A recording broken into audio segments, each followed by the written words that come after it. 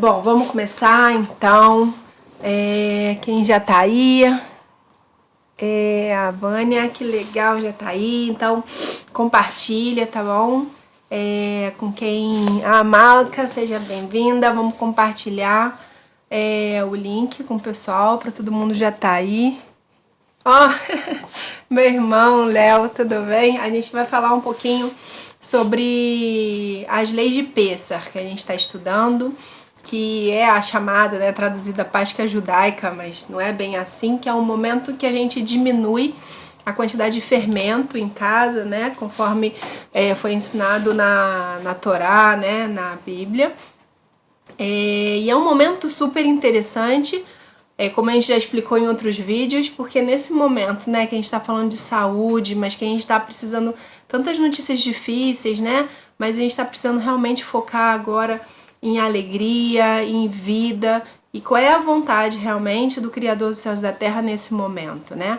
Então, a gente está estudando esse livro aqui, de Pessah a Shavuot, Leis e Costumes, e nesse momento, que faltam 11 dias para a festa de Pessah, que é a festa que a gente comemora a saída do Egito, né, do povo judeu, que com isso, com a saída do Egito, a Torá foi entregue, né, e tudo que a gente sabe de importante, de como cuidar das pessoas, como de justiça, né, de bondade, graças a esse grande momento, realmente, de saída do Egito, tem todo um significado a saída do Egito. Então, quando a gente se desfaz do hametz, quando a gente faz essa busca, né, pela casa, dos pedacinhos de hametz, que são fermento ou cereais que fermentam, a aveia, o centeio, a cevada, a espelta e o trigo, né?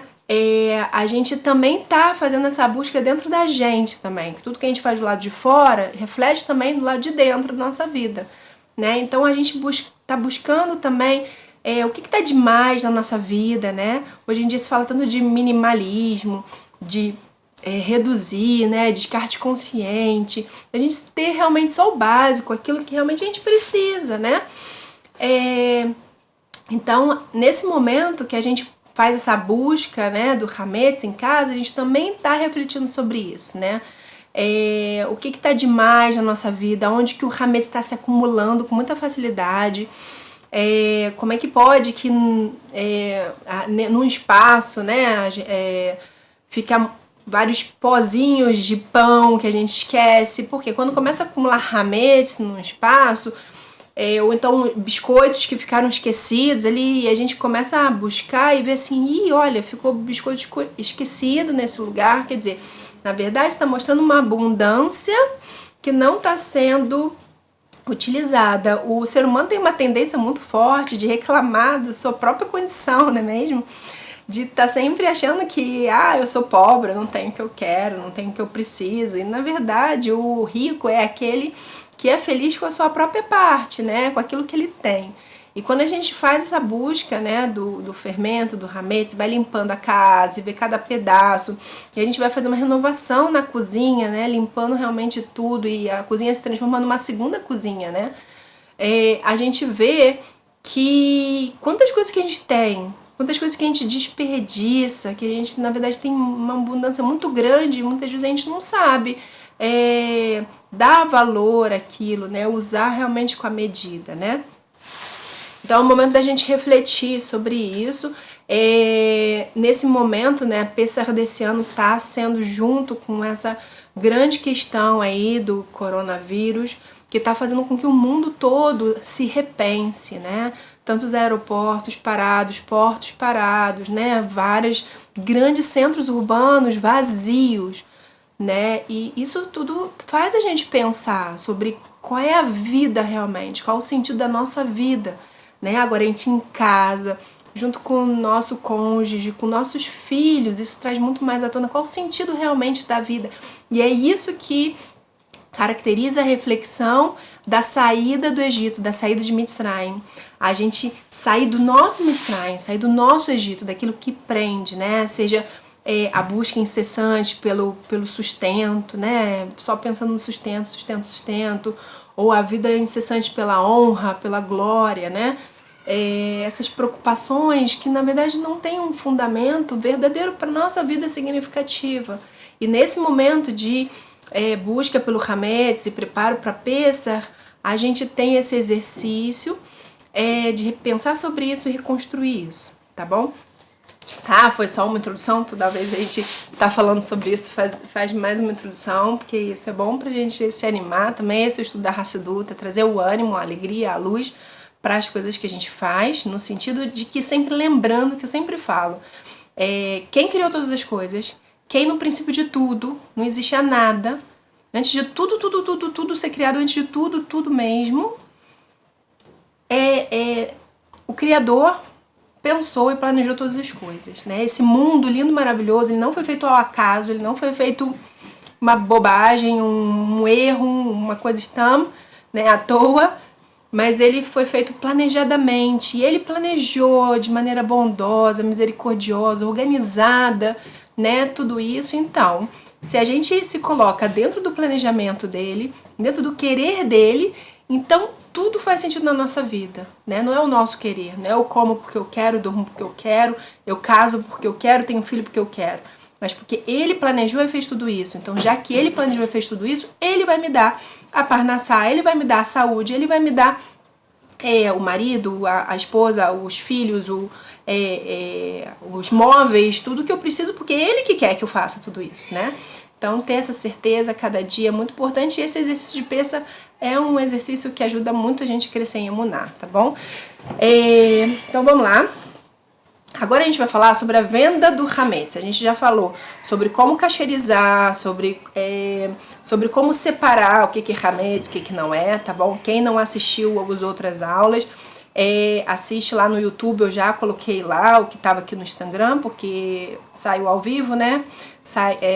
Acaba o tempo e não dá mais para assistir. Então, eu gravei esse também, tô gravando e já coloquei lá no YouTube, pode assistir lá, tá bom?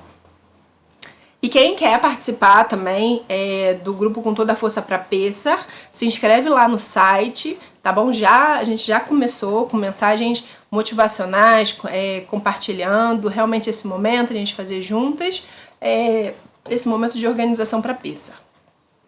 Bom, existe uma possibilidade de fazer venda de Hametz, tá? Por quê? A partir de Erev Pessach, né, a partir da manhã de Erev Pessach, que esse ano vai ser quarta-feira que vem, né, sem ser essa agora a outra, todo judeu não pode ter, nem comer, nem tirar proveito de Hametz, que são esses 5 cereais que eu falei, seja farinha, seja leite, seja o próprio grão, seja sabonete de aveia, seja creme de aveia, de trigo, né? Tem muito creme pro rosto que tem base no trigo, seja vodka, por exemplo, qualquer coisa que é feita desses 5 cereais, a gente não pode nem ter, nem consumir, nem tirar proveito, tá bom? Então, um judeu que tem a Hametz em seu poder durante Pessach transgride a cada minuto desses 8 dias de Pessach, né, 1 mais 7, uma proibição da Torá. E o Hametz nunca poderá ser utilizado nem durante, nem após Pessach. Então, não pode ter Hametz, porque esse Hametz que teve na propriedade do judeu durante a festa de Pessach, depois de Pessach também fica proibido. Se tava com ele. Então, por exemplo, a gente depois vai falar sobre isso. Se tinha um Hametz, descobre no meio de Pessach, achei um Hametz na minha casa. E agora? O que eu faço? Né? Ele precisa ele estava na sua propriedade ou ele estava já vendido dentro da procuração, que existe uma procuração específica feita por um rabino. Que aí te assegura que qualquer Hametz que possa ser encontrado na tua casa pertence a uma pessoa que não é um judeu, que para ele não existe proibição, tá? Isso fica muito claro, se é uma proibição, é algo para o judeu, tá? A não ser aquele que mora em Israel, tá? Na terra de Israel é proibido para todo homem justo, judeu ou não judeu, possuir, tirar proveito e comer hametz, tá? Então, é arredobrada a situação, tá bom? Tanto que tem muitos restaurantes por aí que fazem propaganda, olha, mesmo não judeus, eu aprendi que isso é a vontade do Criador, então para o respeito ao povo judeu, que é um respeito à terra sagrada, um respeito à Eretz Hakodesh. Mas vamos ver isso na Alahá, aqui na lei, como é que realmente tem isso. Ah, Raquel, tudo bem? Seja bem-vinda. Então vamos lá. Para se desfazer desse hametz, deve-se vendê-lo a um não-judeu, porque ele não tem essa obrigação de ter ou não ter, tá? Isso é uma lembrança realmente da saída do Egito para o judeu. Mas dentro disso, do judeu, entra todo judeu alárrico. Então, é o judeu nascido de mãe judia, o judeu que fez Giur no Beidin, tá? Ele entra nessa mesma obrigação de não ter hametz, tá bom? Essa venda deve ser levada a sério e não como um simples jeitinho, tá? Isso tem que ter muito cuidado. Tem várias histórias, assim, super complicadas. Uma história, por exemplo, que aconteceu em Kfar Rabad, aqui em Israel, muitos anos atrás, foi que uma pessoa, assim, organizada também, Tia Hashem, né?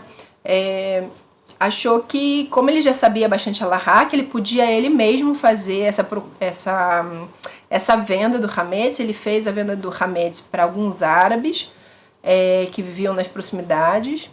Quando chegou em Pessah, os detalhes do acordo que ele tinha feito fizeram com que os árabes entrassem na casa dele, pegassem todas as coisas. Ele não pôde falar nada, porque ele fez de uma maneira como, todo o hametz que tiver nos meus móveis, nos meus utensílios.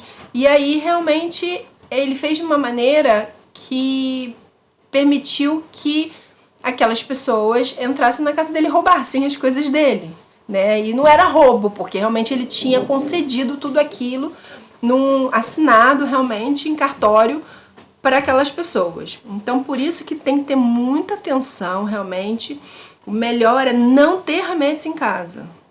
Mas para quem realmente precisa fazer essa venda, porque tem uma quantidade muito grande, porque, por exemplo, um dono de uma padaria, né? Ou realmente para ter certeza que às vezes você não tem certeza, por exemplo, que às vezes um shampoo, será que tem hametz naquele shampoo? Não tenho certeza. A gente não sabe todas as fórmulas, né? Então a gente coloca ali dentro de uma caixinha vendido, porque caso venha ter hametz, aquilo não é nossa propriedade, aquilo ali o advogado já assegurou junto ao não-judeu que aquilo ali pertence a ele, não pertence a mim. E realmente a qualquer momento, se ele quiser bater na minha porta e vir pegar aquele hametz, não as minhas coisas que talvez tenham hametz dentro dela, mas o hametz específico, o que de hametz ele conseguir achar na minha casa, ele pode vir pegar. É isso que diz mais ou menos a procuração, tá?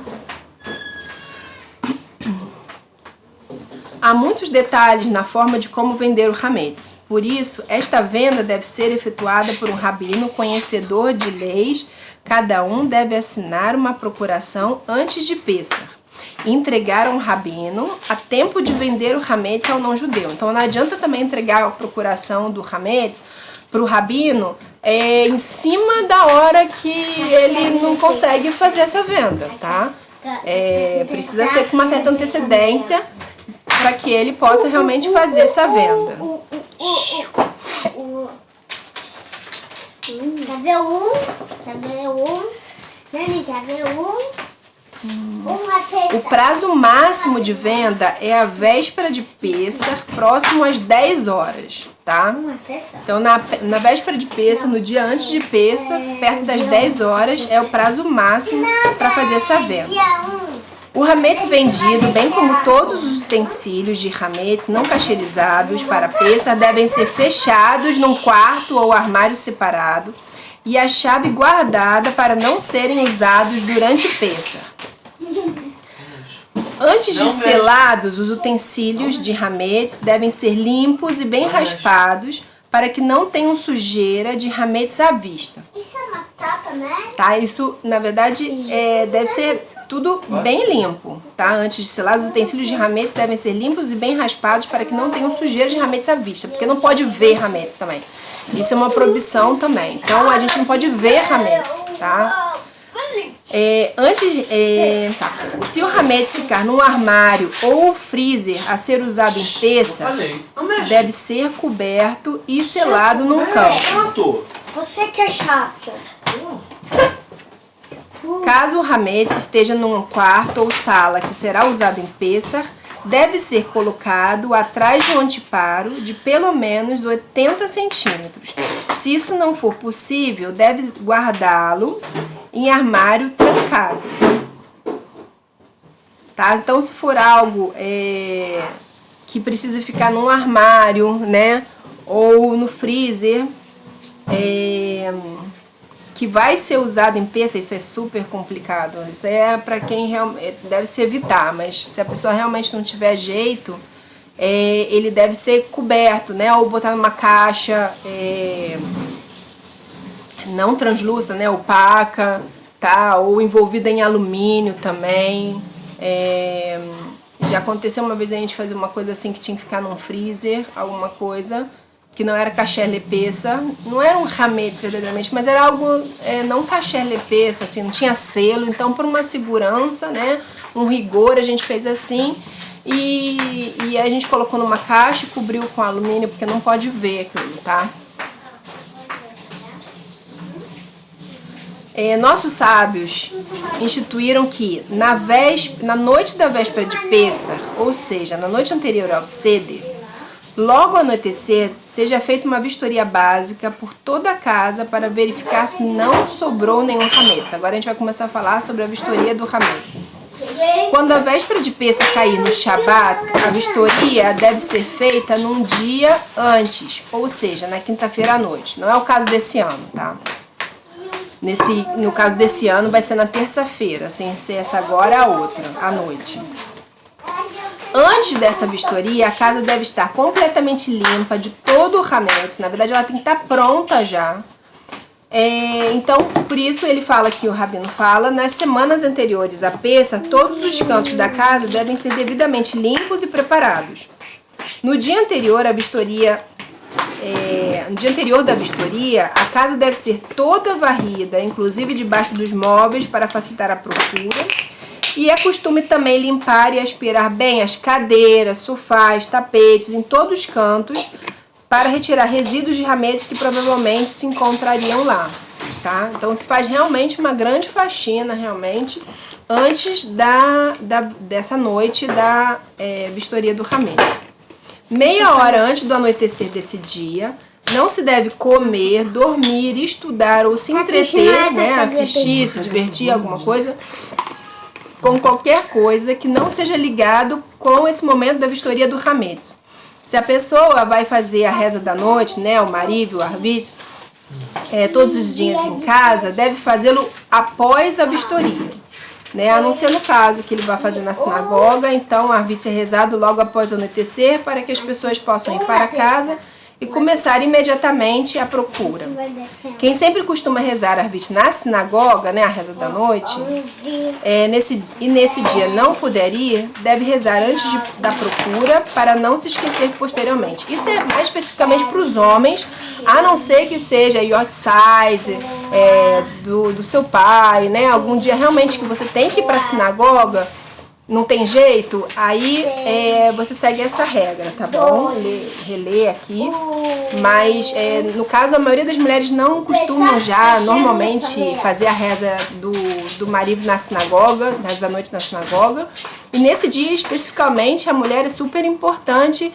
Ela tá realmente com a casa toda preparada para, quando o marido chegar, ele fazer a busca, as brachot, tudo com os filhos, né? Esse momento. Depois da reza da sinagoga, tá bom? Do arvit. Eu vou chegar lá, peraí. Vai te comer. Tá, antes da vistoria, né? Antes de começar essa busca final pelo hametz, né? A vistoria oficial, vamos dizer assim, deve-se guardar e trancar no lugar separado todo o hametz que será vendido ao não-judeu se ainda não foi vendido. E todo o hametz a ser ingerido naquela noite e na manhã seguinte deve ser fechado em local separado, longe do alcance de crianças e animais. É costume acender pela casa. Não, desculpa. É costume esconder pela casa, né? É tipo um ritual, assim, pra gente lembrar, porque na verdade a casa tá toda limpa. A gente separa 10 pedacinhos de hametz duro, bem embrulhados, né?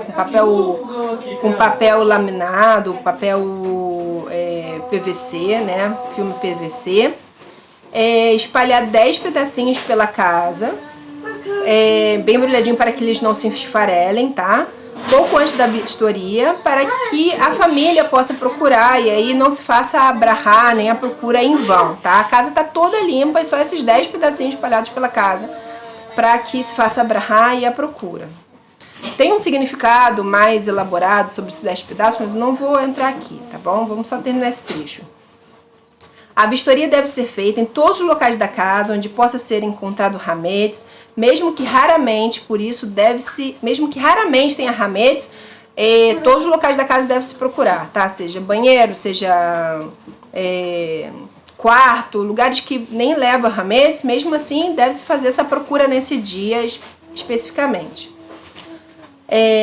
Por isso deve-se procurar em todos os quartos, corredores, sala, embaixo dos móveis, na despensa, no carro também, maletas, carrinho de bebê, geladeira, forno, etc. Tudo mesmo.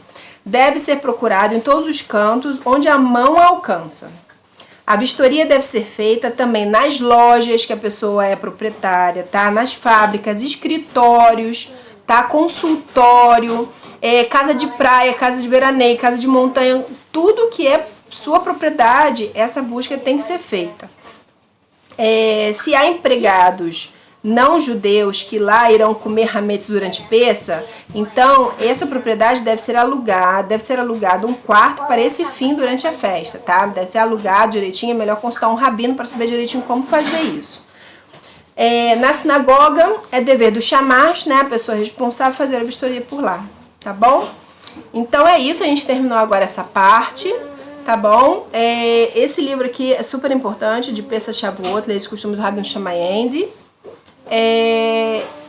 E me lembra lá no grupo para eu mandar outros vídeos, outras explicações melhores, dúvidas, me manda por lá, tá bom? É isso aí, tudo de bom pra vocês. Pessa Kasher Vesameach, vamos com toda a força pra Pessa, mas sempre lembrando de manter a alegria, tá bom? Tudo de bom, boas escolhas, tchau, tchau.